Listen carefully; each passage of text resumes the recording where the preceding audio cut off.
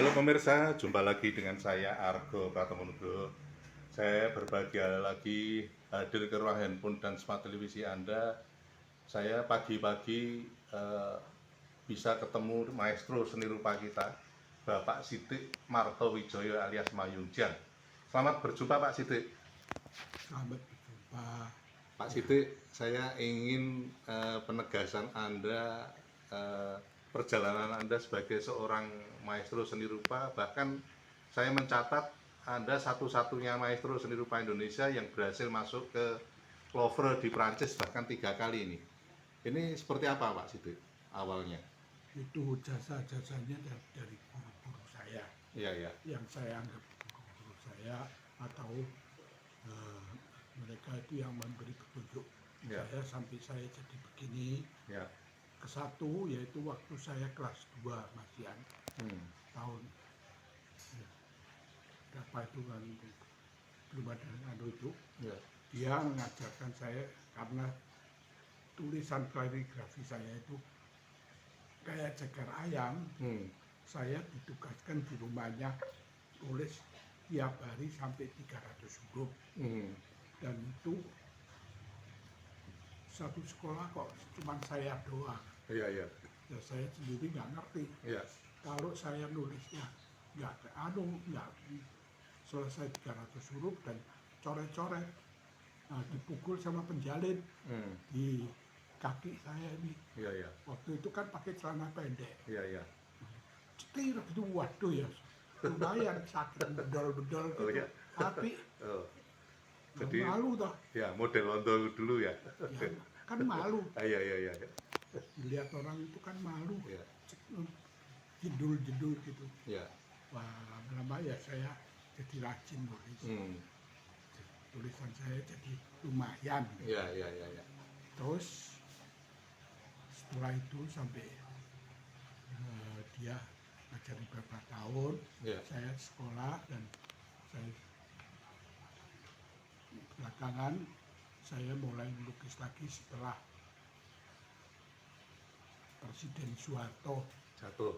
ya, belum jatuh tapi sudah mulai membolehkan aksara-aksara Chinese. Nah, itu saya mulai melukis lagi, tapi saya masih tebal dengan Chinese paintingnya. Nah, waktu itu ketemu dengan Pak Amin Prayitno dia mengatakan, wah, Pak Sidik kok ini kok jadi pelukis apa iso. Dosen asri ya, Pak? Ya, dosen asri. Tapi saya tidak, dan jadi teman baik. Iya, iya, iya. Pak Amin, Pak Broto itu jadi teman baik. Sampai belakangan ketemu, dan waktu itu Pak Handrio mengatakan, enggak, you harus terus melukis, ini bagus. Coba you punya kaligrafi dimasukkan di dalam lukisan. Pak Handrio yang juga tetangganya di Sunarso Patung ya, Maestro Patung. Nah, Pak Handrio yang memberi petunjuk saya. Jadi saya anggap itu adalah guru saya. Nah, tiap hari datang untuk melihat saya melukis. Jadi semangat ya Pak ya? Jadi semangat, memberi semangat saya terus. Dan saya, dan lukisan saya nggak sama dengan Pak Handrio. Ya, kotak-kotak itu kayaknya. Kubisme. Ya, kubisme ya. Terus habis gitu saya pameran sampai Surabaya, ketemu sama Li Bincong.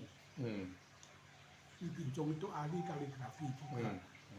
Nah, dia mengatakan kalau lukisan you sudah mirip seperti lukisan di dalam marmer, karena marmer itu tidak dilukis oleh tapi dilukis oleh alam. Dan dia akan begitu naturalnya seperti dia terus mengatakan itu barunya terjadi. Nah, setelah itu saya mikir gimana caranya melukis seperti natural, seperti alam.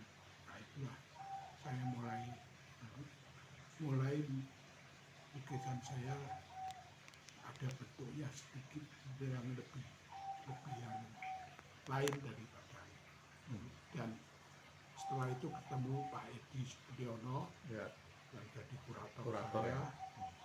Terus dia memberi saya buku Juteksen. Dia bilang, coba yuk lukis dengan gayamu sendiri, bisa seperti anu. Nah, itulah mulai saya. Nah, saya lain daripada yang lain untuk lukisan saya. Ya. Dan saya terus bisa berpameran di Cina. Ya. Dan itulah yang membawa saya ke dalam seni lukis ini. Ya. Sampai sekarang. Ya. Dan saya sampai sekarang itu selalu mempelajari, bukan saya seorang ahli atau apa, bukan, saya belajar sampai sekarang. Belajar melukis, biarpun umur saya udah cukup Mau 90 tahun ya.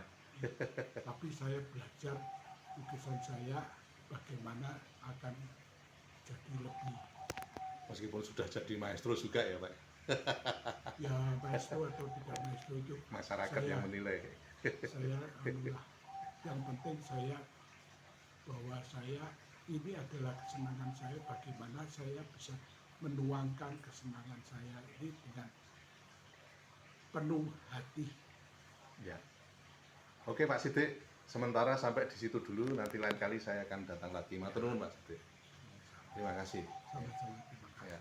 Nah pemirsa, akhirnya saya Argo Pratomo Nugroho mundur diri dari ruang handphone dan smart televisi Anda. Argo Pratomo Nugroho terus beritakan, Anda yang membijaksanakan. Sampai jumpa.